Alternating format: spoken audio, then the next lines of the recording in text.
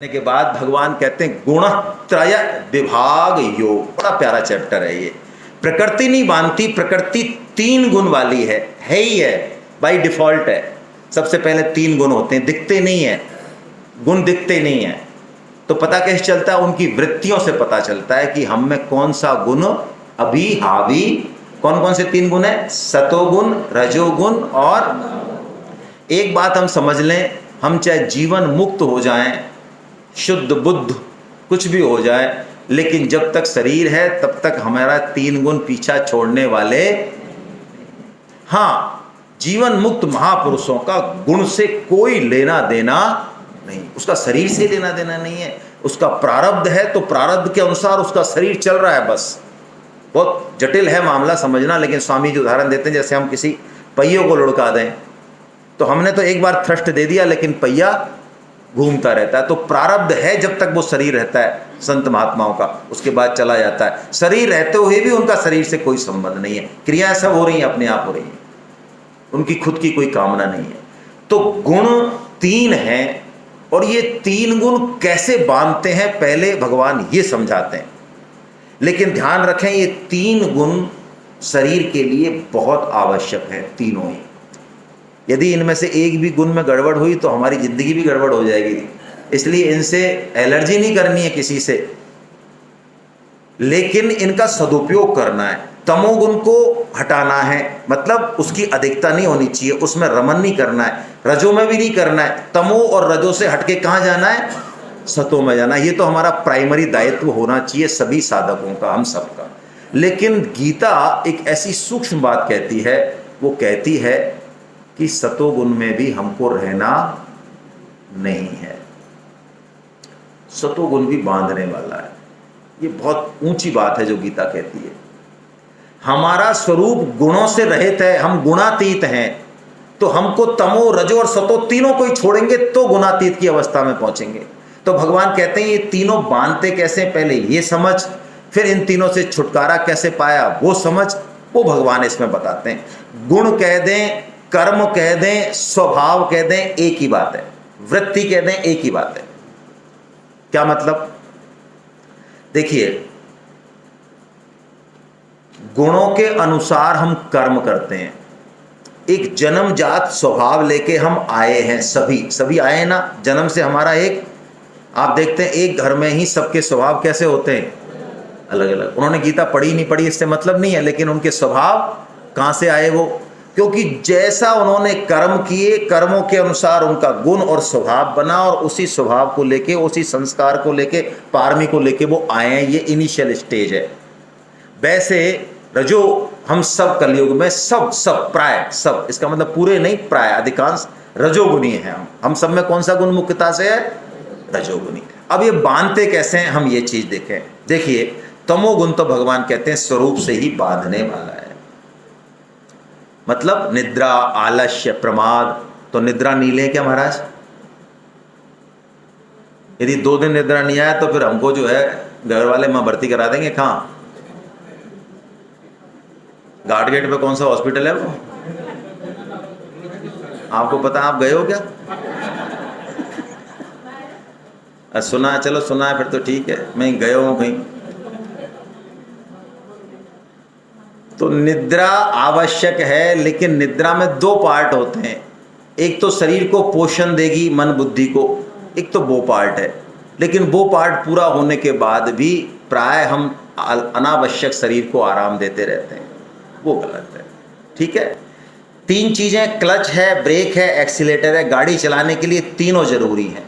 Clutch सतोगुण है, कब ब्रेक लगाना है, कब एक्सीलेटर देना है, कब गाड़ी की स्पीड कंट्रोल करनी है, ये सतोगुण डिसाइड करता है। सतोगुण विवेक और वैराग्य जागृत रहता है उसमें, वो देखता है क्या कहाँ जा रहे हैं हम, अपने दोस्त दिखते हैं सतोगुण बढ़ता है तो ये क्लच क्या है? सतोगुण है। एक्सीलेटर क्या है? रजोगुण है।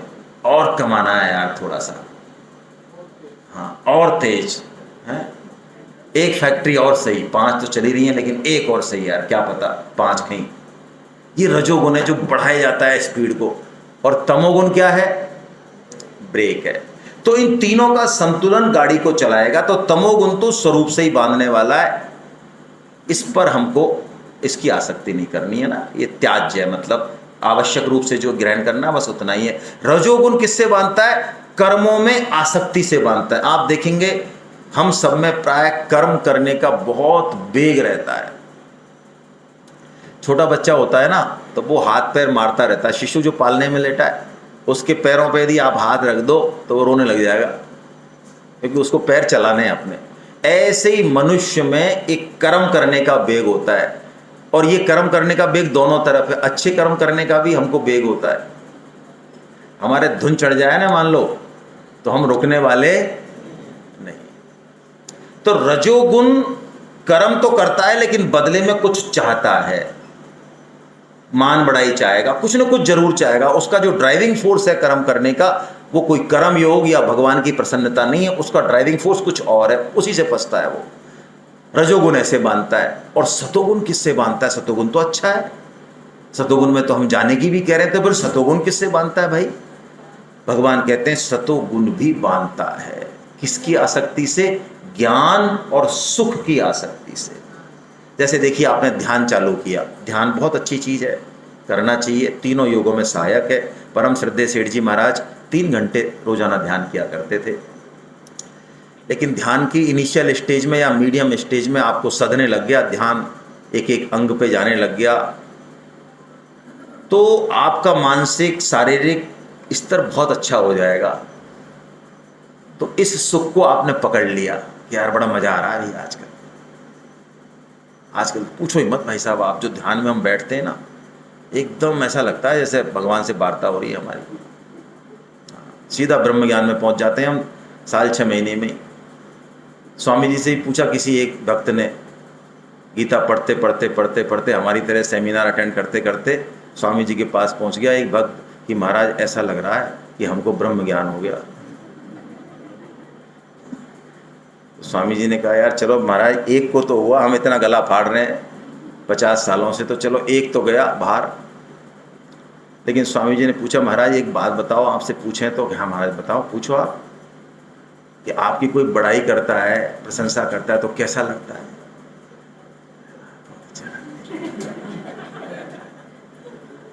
और आपको बिना बात ही, बिना गलती के कोई आपको गाली गलौज करे, अपमान करे तो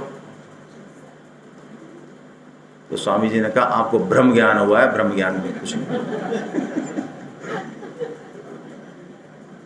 तो ऐसे ध्यान करते करते हमको भी ब्रह्म ज्ञान हो जाता है, तो हम उस ब्रह्म ज्ञान को बनाए रखना चाहते हैं।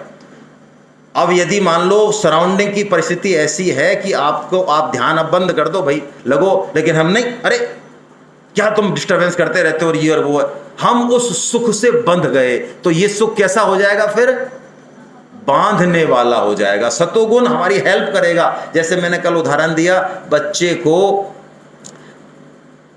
पैदल, जो बच्चा जो चलना सिखाते हैं अपन, तो रेलू जो होता है, तिकड़ी जो होती है, तिकड़ी, तो बच्चे को वो तिकड़ी हेल्प करेगी चलने में, उसको वो पकड़ के चलेगा, बहुत अच्छा है। लेकिन वो चलना सीखने के बाद भी तिकड़ी को नहीं छोड़े तो हेलो, तो वो बांधने वाली है कि अब प्रोग्रेस कराएगी उसकी।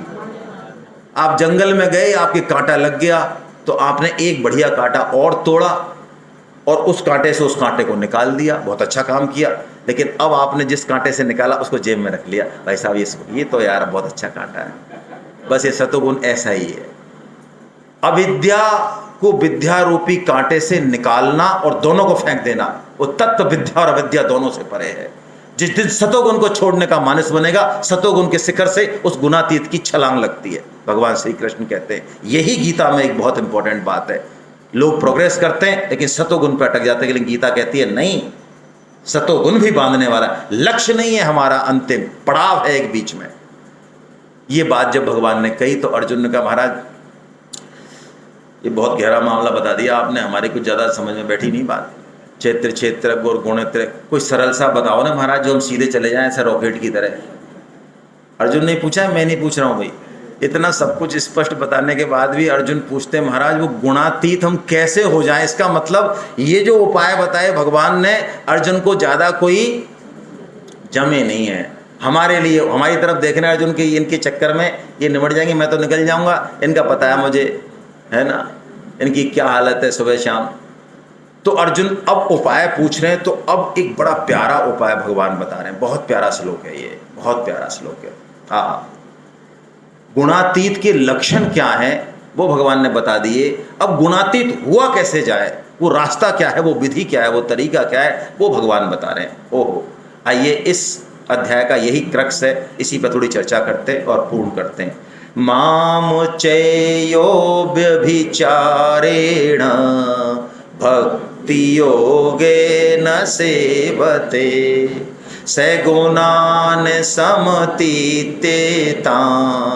ब्रह्म भूयाय कल्पते। माम, देखिए भगवान बिल्कुल सगुण साकार रूप से बोल रहे हैं। मेरा, मेरी तरफ, माम शब्द है गीता में, बिल्कुल स्पष्ट शब्द है, बहुत जगह है। माम चे यो अव्यभिचारेण्य, भक्ति योग तो बताया भगवान ने, लेकिन भक्ति योग के साथ एक टर्म लगा दी, अव्यभिचारेण भक्ति होनी चाहिए। हमारी भक्ति होती तो है, लेकिन कैसी होती है? व्यभिचारी। व्यभिचारी का मतलब क्या भाई? वही जो लौकिक मतलब है, यदि किसी स्त्री का, किसी पुरुष का एक के अलावा किसी दो से संबंध है तो वो क्या हो जाएगा? व्यभिचारी। और यदि एक से संबंध है तो अव्यभिचारी। हम किसके हैं? हम भगवान के हैं। केवल और केवल, हम केवल और केवल भगवान के हैं, और ये घोषणा खुद भगवान कर रहे हैं, इसलिए बड़ी बात है। हम घोषणा करें बड़ी बात नहीं है, भगवान घोषणा करेंगे आगे अगले अध्याय में।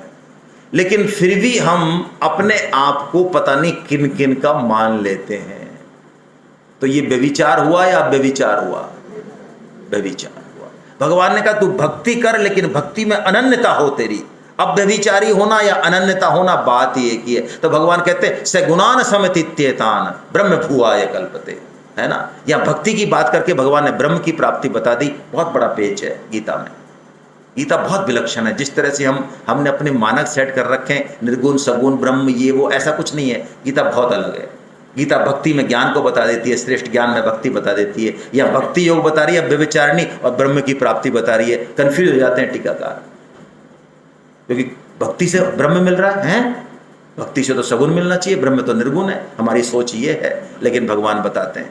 तो अव्यभिचारेण भक्ति हम जीवन में बनाएं। जैसे कि मीरा जी का उदाहरण देते हैं स्वामी जी कि मेरे तो गिरधर गोपाल। ये दूसरा ना कोई जो बात है ये इंपॉर्टेंट है। अब महाराज आपने कह दिया अब व्यभिचारिणी भक्ति बनाए, तो हमको सुबह टिफिन भी ले जाना है ऑफिस में, और हमने यदि कह दिया आप हमारे नहीं हो, हमारे तो वो ही हैं, तो वो कह देंगे आप टिफिन उनसे ही करवाओ, फिर आप आउट। वही हैं आपके क्या? हाँ, सेमिनार में तो पढ़ा था। तो ठीक है, आप पधारो। और हम अभी जैसे यहाँ बैठे हैं तो अब योगी जी के भी प्रणाम कर रहे हैं, दीदी को भी कर रहे हैं, सबको कर रहे हैं, संसार में रह रहे हैं सब जगह। तो अब मान लो सब जगह हम झंडा ही उठाते रहेंगे कि हम तो भगवान के, हम तुम्हारे नहीं है, तो बोलो चलेगी जिंदगी? तो ये अब व्यभिचारिणी भक्ति कैसे रहे? रात और दिन रहते हुए संसार में वो अव्यभिचारिणी भाव कैसे बना रहे, वो पजल भी भगवान ही सुलझाएंगे, है ना। देखेंगे हम, कल देखेंगे। आज इतना ही। हरे कृष्णा।